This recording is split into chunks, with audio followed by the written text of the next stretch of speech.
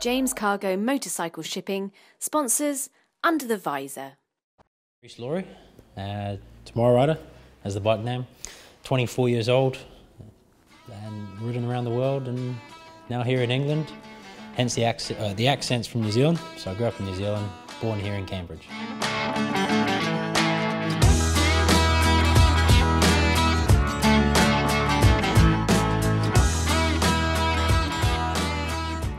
Well, for those that don't know, of course, it's from my parents, my father, Kevin Sanders, then my stepmom, Julia Sanders. Of course, they've been motorcycling, so I was sort of born into the lifestyle as such. I was living in New Zealand, so I wasn't 100% always into the lifestyle, but it was always there. It was always embedded, bikes, travel. I was always keen for travel, even my real mum in New Zealand, so, and that's how it sort of progressed, really, and then moved over to England, and then every day, learnt from the old man, and grew from there, really. Yeah, learned myself as well. It's probably all of them, actually. It's probably all of those factors.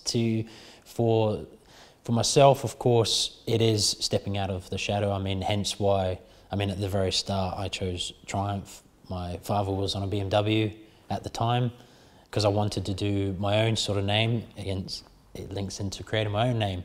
So it was creating my own name, and then of course, yeah, you're always there making your father proud, making your mum proud, making your friends and family proud, which they are, because of course I went and succeeded, such a great thing. So it was all of those elements into one, really. And of course we came up, we were talking, how the idea came about was, of course they've got world records, so we're having a Skype call and having a couple of beers, and we came up with the idea, really, and thought, well, why don't I join the sort of family clan? I was already travelling at the time through hospitality, through bar, already riding a bike, and I thought, why not? That's, you make use of life while you can, and that's from there it progressed. So yeah, so it's probably all of those combinations, definitely. Yeah, it's funny you say that sort of overnight, because it was my very first trip. I did a few little trips when I was in New Zealand. Again, I wasn't in the scene, so even though my father, Kevin Sanders, of course, has run, Globebusters, all the tours, that sort of stuff, I've never actually been in the scene, because I haven't lived here. I lived in New Zealand. So yes, it did sort of step into it sort of randomly as such, and that's how it sort of came about, because of the idea of travel. It wasn't all motorcycling, and that's why I started the whole Tomorrow Rider thing. That's why I started the youngest thing. That's why I wanted the youngest, because it's not just about bikes. It's about travel. It's about living. It's about achieving a goal or achieving a challenge, and that's what I set out to do. So that's why I started the whole Tomorrow Rider thing. That's why I wanted the youngest. That's why I wanted 2 world records. That's why I thought, you know what, I'm going to set the bar extremely high for myself, so then I can overnight, like you say, step in and say, boom, I've just done this and this and this and this. What are you guys doing? And that's sort of what my aim was, is to really inspire. And that's why I set out. And that's where the inspiration came from, was not just for myself, but for online. And that's why I did always online, trying to keep it young, just trying to spice things up a bit and make it a bit different. YouTube, selfies, and all this sort of stuff, and Instagram, and that's where it came about, really. And like I said, we thought of the idea over Skype. I at the time I thought it was impossible. I came up with it when I was 21 years old. Thought, let's ride around the world, be the youngest. Thought of it in New Zealand, and got to the point. I had job security. I was a professional bar. I left school early, went straight into hospitality. I was a flairer, bar manager at 19. I was getting a decent salary, enough to keep me going. I had a girlfriend at the time.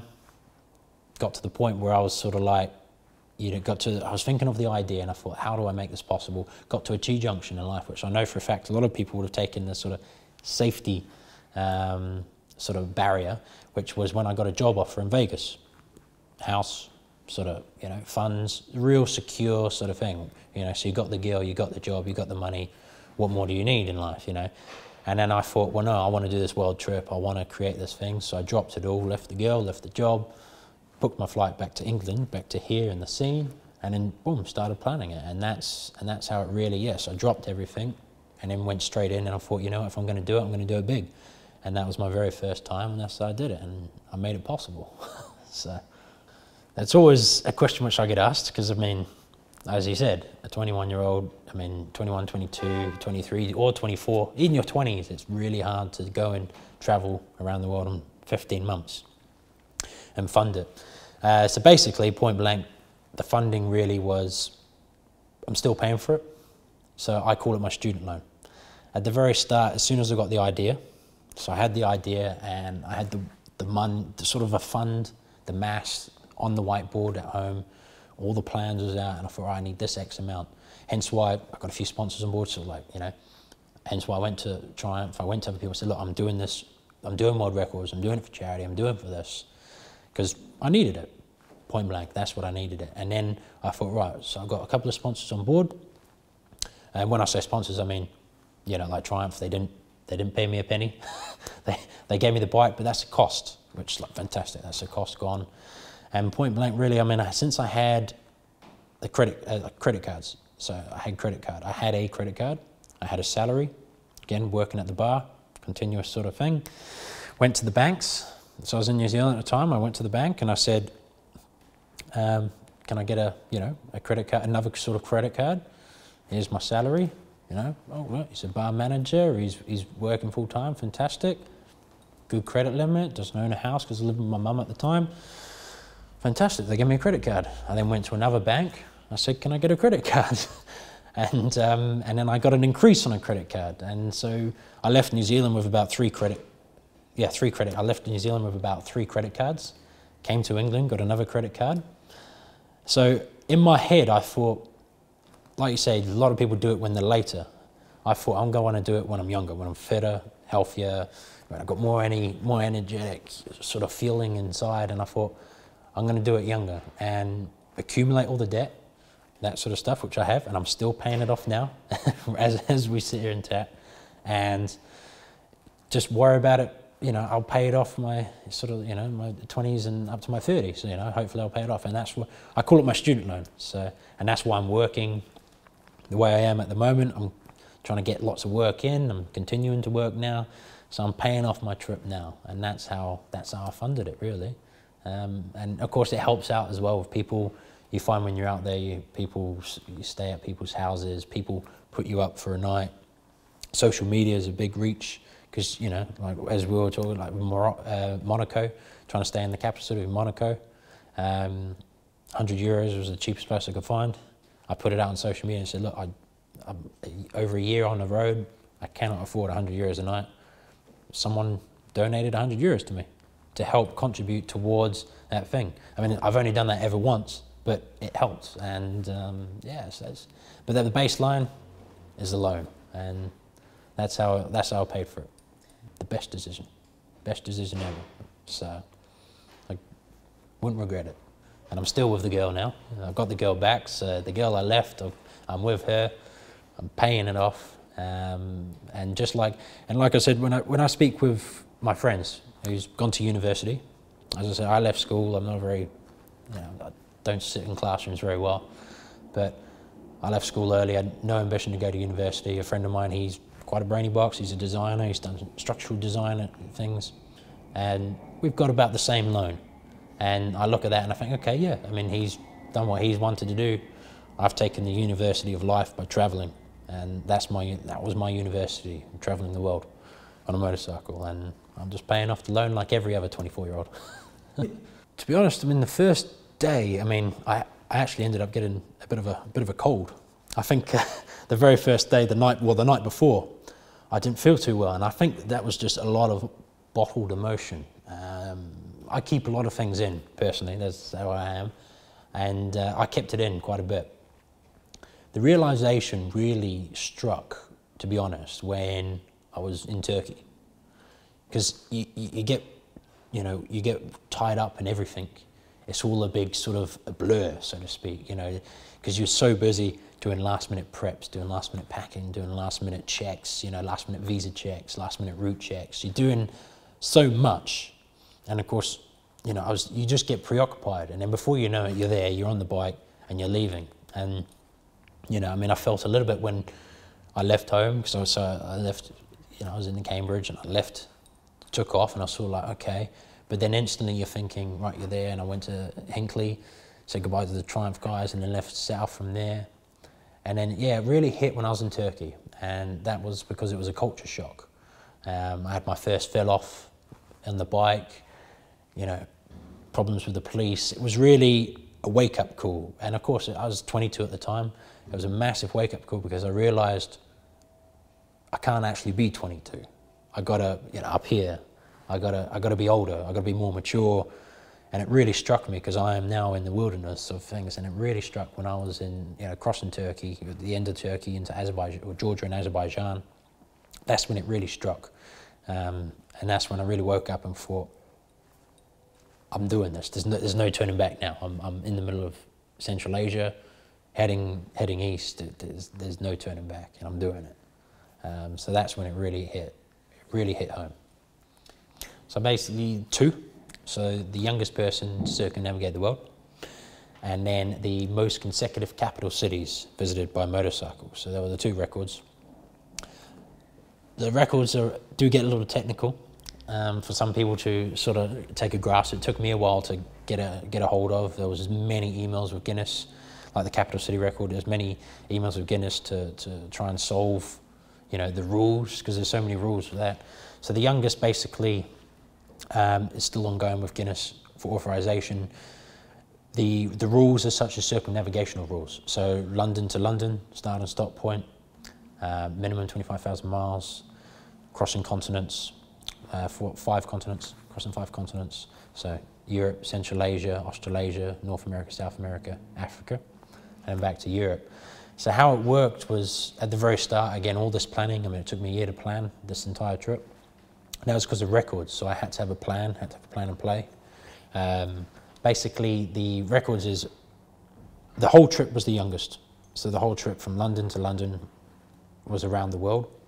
And then once I reached Montevideo, Uruguay, halfway, that's when I started the consecutive capital city record. Now, basically, the consecutive capital city record is going from capital to capital, non-stop, unless for fuel or border crossing. So, i.e., you go from Madrid to Andorra, and then Andorra to Paris, or Paris to Berlin, and it's non-stop. So you just have to keep riding until you stop for fuel. You can stay a night in the capital city for up to 14 days. And then, of course, you log everything, so GPS, paperwork, photos, mileage, so clocking the mileage, so all that. So when I reached, so did the youngest from London to London, and then once I reached Montevideo, Uruguay, I went Montevideo, Uruguay, then Buenos Aires, Cape Town. So then I continued going around the world, so finishing off the youngest one in the second half, but also doing the capital city record.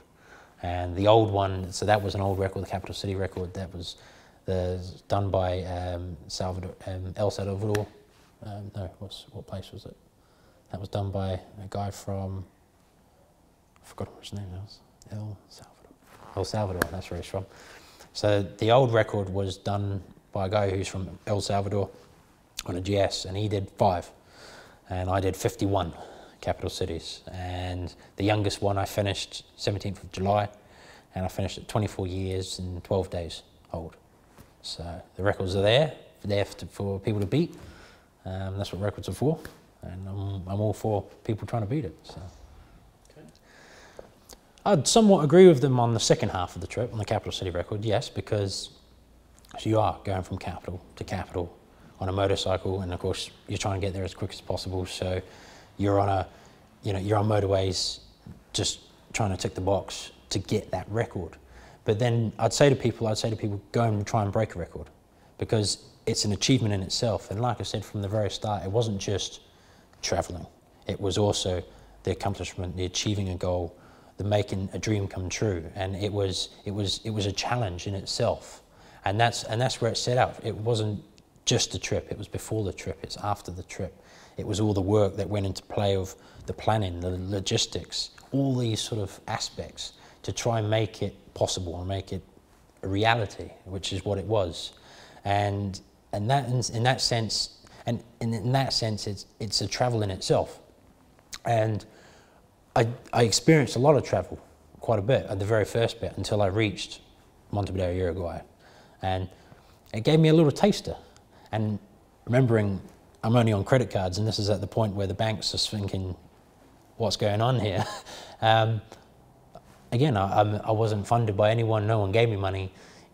It was all my own self-funding, you see. So I ended up realizing that even if it would be nice to continue traveling for, like, many travelers out there for 2, 4, 6 years, or something like that, but bottom line is I was 22.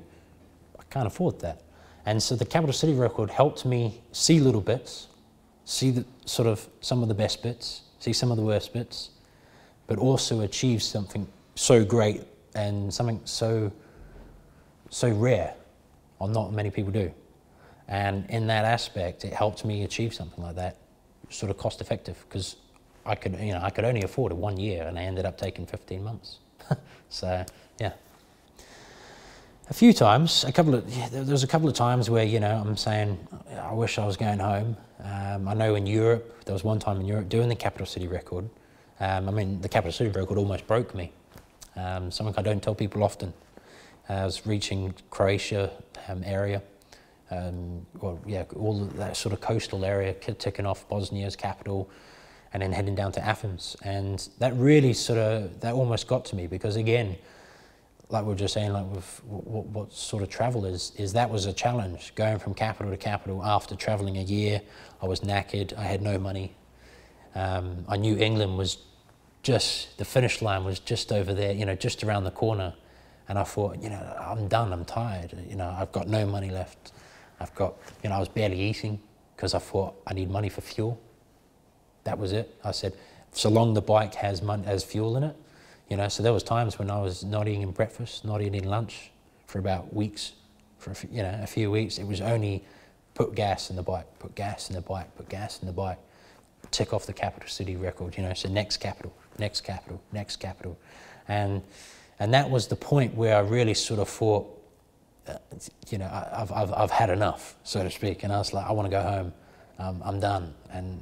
But I got to Athens, and I had a lovely welcome at Athens from the Triumph guys there, and the Greeks took me out for an incredibly large Greek meal, which was very nice, and it sort of just gave me that little bit of boost and morale from other people, and that's what you find is the best bit, because when you're at your lowest, you end up finding that you can keep going.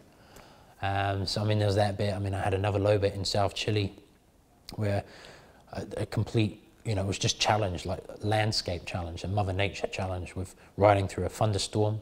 So I was going over Catatau Strait, this thunderstorm came in, I was riding through landslides, part of the mountain came down, it was just constant, just all day. Got to this little town, I was just head to toe in mud, and you're just thinking, you know, because I mean, I got to this point where a piece of the mountain came down from the side, and I couldn't go up, and it was just real sticky mud. And there's one car was down a ditch, another car was spinning its back wheels, trying to get up this hill, and I had to stop. So I sat there, and it was just passing down the rain on me, absolutely belting down. Thunder's going, that sort of stuff. So I had to sit there and wait for this local 4x4 to take these cars up. And at that point, I thought, right, well, let's turn around, let's get out of this, you know, this storm. And I realised I was going to run out of fuel. So you reach that point where you're like, okay, I gotta dig deep, and I gotta keep going. So finally, get up there, and I get to this lovely town. But again, like the Europe story, I got to this real little town, and there's like this 100-year-old woman there, and she had a little habitation sign. I'm head to toe in mud. I knocked on her door, just, you know, una noche, one night, please. She pulled me in, and we put the bike in the wood shed with the chickens, and stripped my clothes off, put it in front of she had a wood fire going. She had a warm shower. It was the best things. It was the best night ever. It beats any Hilton, any 5-star hotel. And then she actually came in. She held up a chicken. It was a live one, and she said, "Polo," and I said, "Ah, sí, gracias." And she went into the kitchen. I hear this, and next minute, she's serving me chicken and chips for dinner, and it was the best meal ever. And a hot drink, chicken and chips, warm fire, and shelter. And then you end up realizing you had such a low bit where you're wanting to turn around, you can't control the situation you're in. But once you get over that lump, you end up realizing there's something so great there, and then you get that small little privilege, which is the basic needs of humans. As a few times, yeah, there's probably one too many. We'd be here all day if we were going through a lot of it. But yeah, I mean, there's several things. I mean, one of the main things I find is people. Is the people you meet. I mean, the people you meet are the ones which really highlight it. So like we're saying with the lows, I mean, the old lady, I mean, she made it, when she held up that live chicken and said polo, and then she walked away, and, you know, she made it that thing. When I was in Athens and the guys welcomed me like a king, it was fantastic. And like New Zealand, when I went back to New Zealand, so of course sort of went back to sort of my second home, you know, my main sort of home. Of course, as a New Zealand grown, I mean, I was like a celebrity there, and it was so overwhelming as such. You know, the Triumph owner biker groups, you know, I was on front newspaper and all you know, I was on mainstream TV news. It was just like, and you end up realizing that from what I set up at the very start, which was to be challenged, to be inspired, to inspire others that if you want to do something, as crazy or as great it is or as small it is, it doesn't matter, is you can still go and do it. And you know, and I was there telling everyone about this, and then I still today get told that people still know about it in New Zealand. You know, oh, did you hear about that guy who, you know, that Kiwi went around the world on a bike? And it's like that. Those are the best bits. Is when you know that, well, for myself, when your story has inspired other people's stories. And you know, and on the trip itself, I mean, geez, you know, countries like China, I mean, it's the unexpected moments which I find the best ones. Like China, I mean, big communist country is rubbish. It's not communist. You can do whatever you want. You know, if anyone's tried to ride in China, they'd understand. It's like a video game. You know, you do what the hell you want. You run red lights. You have oncoming trucks and vehicles, and tuk-tuks coming left, right, centre. You're trying to survive. You know, you're trying not to run over anyone because there's pedestrians all over the road. But that in itself is the best bit for me, because it makes you feel alive. And that's why I say my favourite country is China, because it made me feel alive. Because I've always find you know, it's not too discriminating to the West, but in the West we have our bubble as such, which we sort of create. Well, we don't really create, we have it with us. So we have a bubble which we have with us. You know, example, as like the metaphor example is, you reach a junction, you stop because it's a red light. They have to give way. They're not allowed to cross yet. You have to do that. Whereas when you're out in the open and you're exposed in places like China or any other sort of, you know, the Asian countries. I mean, I love the Asian countries because you have to create your own bubble in order to survive. You have to think, you have to be alert. You have to think about water. You know, you can't just open a tap. You've got to think about water. You've got to think about food. When you're exposed, that is when you feel most vulnerable. And when you're most vulnerable, I find that's when you feel alive. Yeah, I bet that's my aim. I mean, that's what I call myself. I mean, as an ambassador for the young, as the face of sort of the next generation. And, you know, I mean, I hope other people see that too. I mean, I see that. I know others do see that, and that's my ambition, that's my aim. I mean, you know, being a Triumph brand ambassador, it helps. And it's just trying to, you know, I mean, not everyone, of course, you know, young people aren't going to go and buy a big bike. But that's why at the very start, it wasn't always just bike, it was travel as well. And that's why I sit there and I say, you know what, achieve your dreams, anything. Like I say, challenge, you know, if you want to ride a small bike, you ride a small bike. You want to ride a big bike, you ride a big bike. You want to cycle around the world, cycle. You want to unicycle around the world, fine, unicycle. I mean, it doesn't matter, it's whatever you want to do. It doesn't even have to travel. I mean, it's to people who want to climb Mount Everest, or, you know, or if someone's trying to leave their job and get another job. It's about that. And that is where, that is, like I was saying, is at the very start is what I set out to do.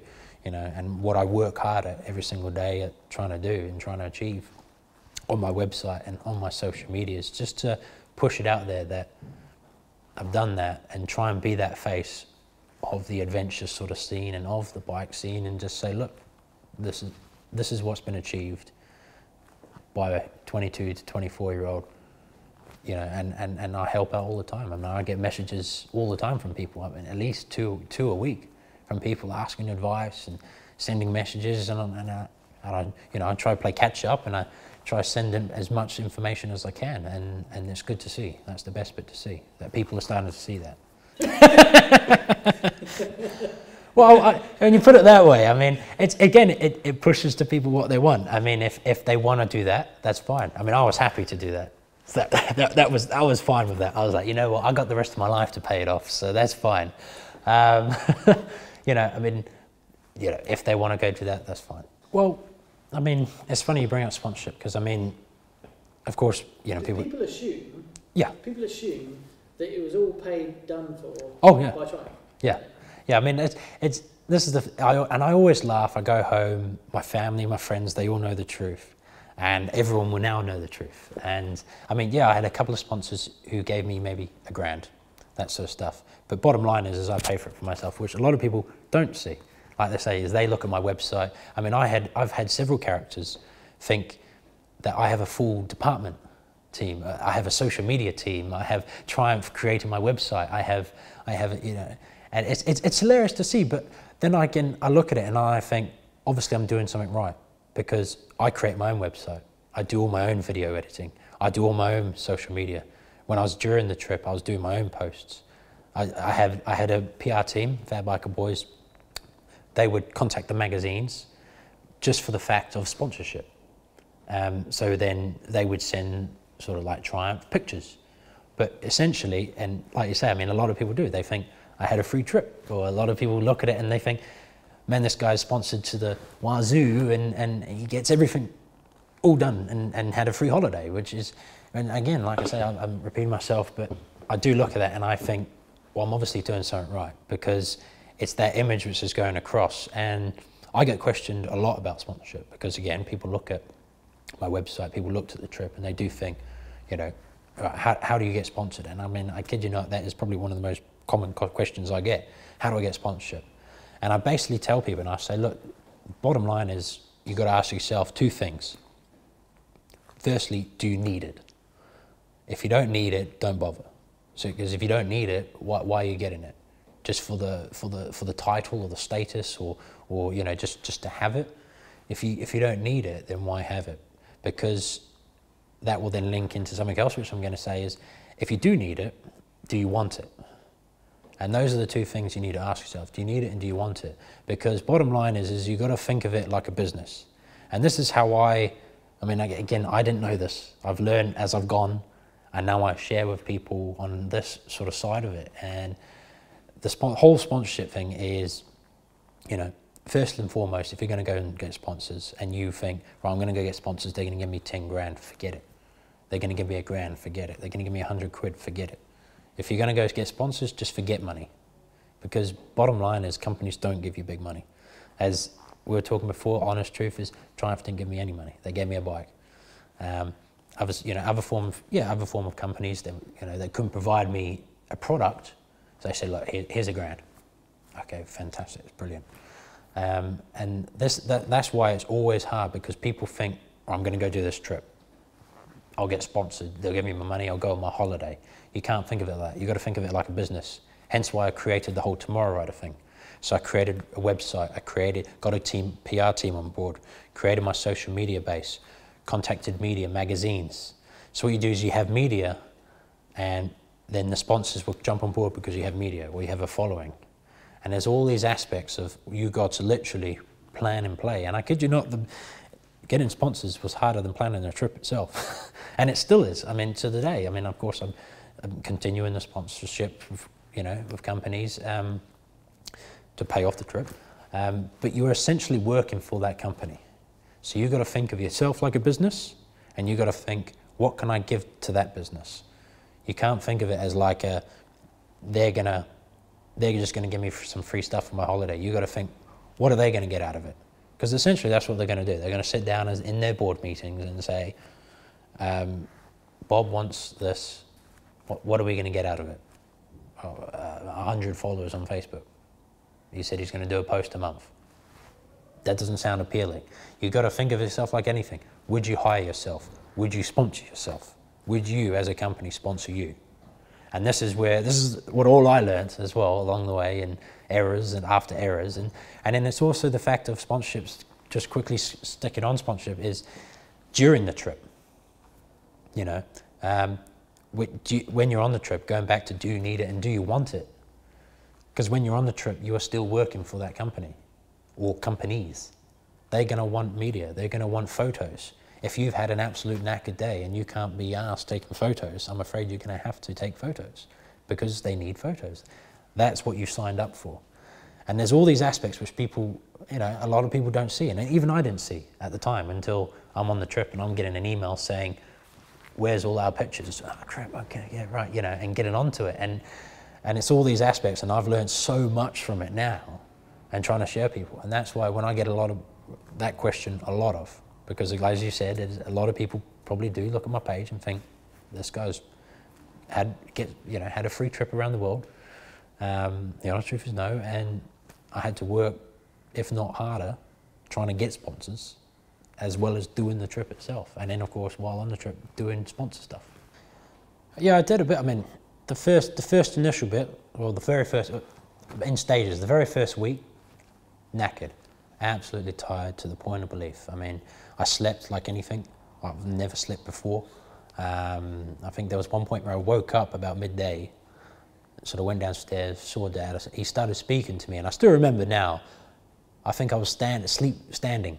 He was sort of talking to me, and I'm just like, and he was sort of like, Rhys, I'm going back to bed. And went back to bed. I mean, I've never slept, you know, minimum 12 hours every single day for an entire week, minimum. So, I mean, the first week slept, finally got into the rhythm of things. And I think it took a month till I actually unpacked. No, sorry, 3 weeks. Sorry, not a month, 3 weeks till I actually unpacked the bike. And then from there, the first couple of months was a bit tough. It was sort of tough, but then I got straight back to work because, again, I had credit card bills sort of coming through. I'm like, oh. So I went back to bar, a job within a day, straight, you know, they already wanted me to be a manager, but I didn't want that stress, and I was like, I know.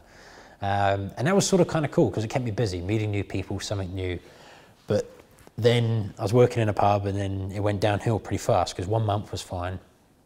Then another month went past, started decreasing very rapidly because I ended up realizing, because I wasn't working full time, I'm doing the same thing. And, you know, and I get it all the time. I'd meet the same, hey John, or whatever. Hey John, yep, same drink, here you go, how's your wife? Saw you yesterday. And he's back here again the next night, and then the next night, and then the next night. And it's so repetitive. And it was just like, I've just literally just come off the back of finishing this unbelievable thing. And now I'm just every day doing that. And I really struggled. And I went to the third month and I got pretty down. I mean, the parents was on a trip. I was by myself. I actually ended up sort of heading downwards, really, in the mind, really, because I felt lost. I felt sort of a bit bizarre and a bit dazed and just unsure of what to do. And then I sort of got an email from Triumph to do a filming film for a Tiger 800, and it sort of uplifted me again, because then I was back on a bike, and that's when I realised what I set out at the very start to do. And I set out to you know, be the ambassador, be the young face, create something new, something different, adventure, travel and bike, and build the name up. And that's when I realised that's what I set out to do. Why does it have to stop right after the trip? Why can't it continue? And that's when I left the job and then started continuing what I was doing at the start. Of course, not on a trip, but back at home. And that's what I'm doing now. And then, of course, from there, it's now been good because I'm doing bikes and I'm doing filming, and, you know, it's sort of the stunt riding on the filming. I'm doing, you know, contract work. I'm doing marketing work. And yeah, so again, trying to pay those credit cards off. But it's still a touch of the bike, it's still a touch of travel, it's still a touch of difference, just to give me that little feed, that little drip, because it does become quite addictive. As many people I know who's travelled on bikes have experienced, it does become quite addictive. Yeah, you get itchy feet. That's what my girlfriend says, you know, you get itchy feet, and you know, and that's what it is, and that's what a lot of people I know have experienced when going. And so that's why I love what I'm doing at the moment, trying to, you know, do the brand ambassador stuff, do the marketing, I'm going to be doing dealer talks, sharing my story from here onwards, you know, because I've taken quite a while to share the story and share the truth like I have here, and it needs to be starting to share, you know, start to share the inspiration, start to share, but afterwards. And keep doing media, keep doing marketing, keep doing the campaign, being on the camera, and yeah, and then of course I am planning another trip. Do tell. I'm not going to tell too much, but I am planning another trip, yes. I mean, there was areas, what you end up realizing, and like I was saying is quite addictive, is you go to places and you end up really, even though they say the world, such a small world, the world's actually very big. And there's so much to see, and you end up realizing, like even one country, there's so much to see in one country, and you end up, you know, like I missed all of south of, you know, I missed all of the India bit because I went north through China. I didn't go into Russia, you know, I didn't go through northern South Africa, you know. So you end up seeing the world, and you think, okay, I've been to all these places, which probably, you know, at the age of 24, you know, probably more than most people will in a lifetime, but then you sit and you think, as I guess it's a normal human thing, is I want more, and I want to see more. And so my next trip is somewhere where I haven't been. Of course, it's that sticking to the inspiration. It's something which hasn't been done before. And of course, again, it's video, it's YouTube, it's online, it's an online thing. Again, keeping to what I've done, you know, keeping it young, keeping it thing, Instagram, and, you know, not written blogs, not books, but Instagram and YouTube and selfie videos and GoPros and selfie sticks and all this sort of stuff, and yeah, just keeping it fun and hip, and yeah, that fun next generation style. So yeah, so there is another trip. I've got the fine tuning to do, and of course I've still got to pay off my old one. The banks aren't letting me get anything else, but you know, yeah, there's another thing cooking, but of course it's not as big. It's not a world record. It's not as big, not anywhere near as big. Probably a month or two. People will see. They'll see. They'll find out. Watch this space. Yeah, watch this space. Yeah, of course, it's always a challenge in itself. You know, I mean, heck, even I sometimes struggle with social media, like Facebook. I mean, geez, Facebook changed all their algorithms and all their technical back stuff, which is always sometimes a bit like, you know. But what I've learned is, you know, like hard copy sort of stuff or paper stuff is visual. And what I find is, no matter what age, people are visual. Humans are visual. They're visually attracted to things, you know, whether it's, you know, a girl, or you're attracted to a man, or whatever, or a bike. You look at a bike and you get attracted to it. Very, like we're talking with the bike shows. You get physically attracted. You look at the bike. You know, everyone has different physical appearances. They say they like this, or, you know, someone else will say they like this, because we're all different. We all like different things. But bottom line is, it's all visual, you know, and that's what I see the most. And something which is essentially very similar, but social media or online is visual. Whereas, of course, paperwork is still visual, but it's hard copies, but it's a bit more visual because it's in your face more. And that's why I find, I mean, like, you know, my biggest following base is Instagram. Facebook is probably my least, if not probably my worst, because their whole system, you know, you always have to pay for adverts, and I do it for free. All this work, I do it all for free, and so I'm not going to pay Facebook to advertise to the people who already follow me. It never makes sense.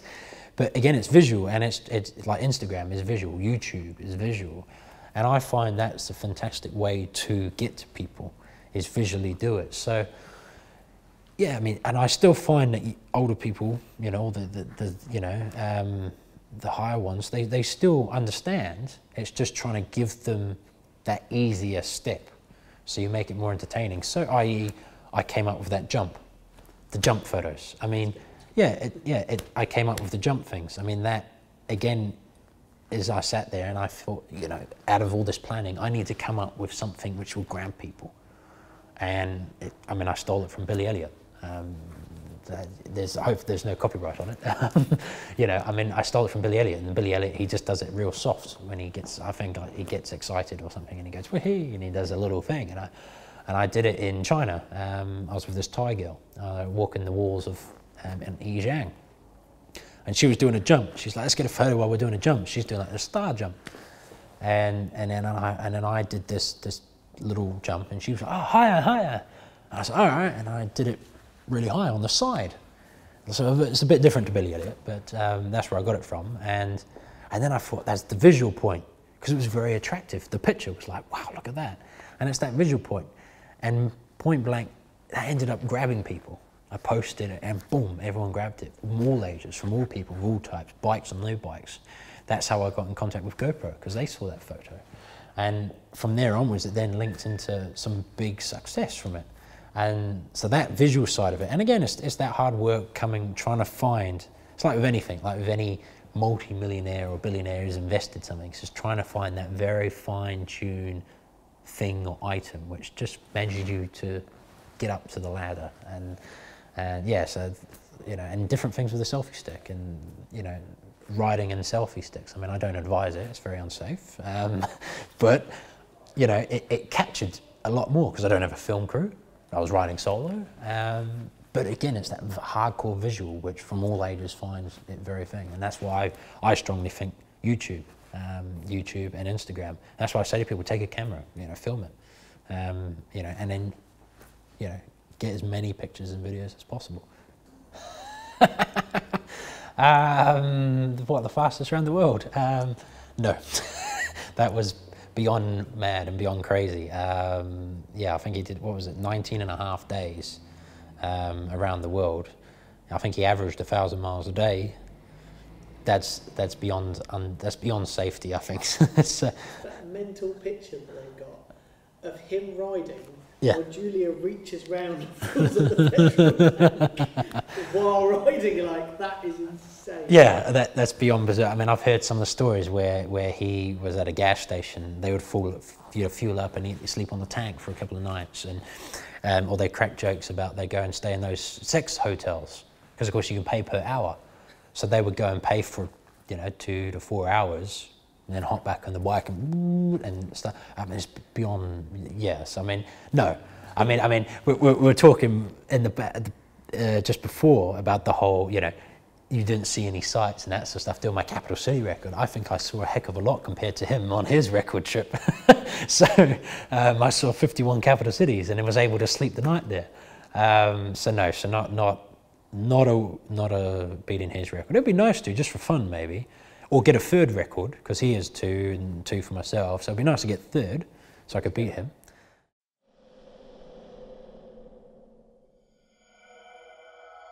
James Cargo Motorcycle Shipping sponsors Under the Visor.